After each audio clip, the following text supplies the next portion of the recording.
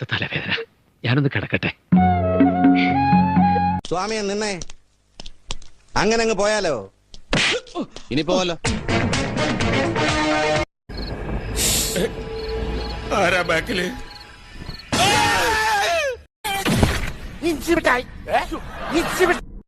എവിടെ പോണ് മുട്ടിലിറങ്ങി?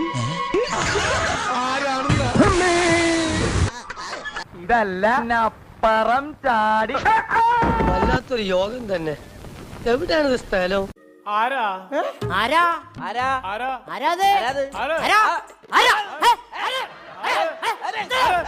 എല്ലാത്തിനും കാണിച്ചുതരാം.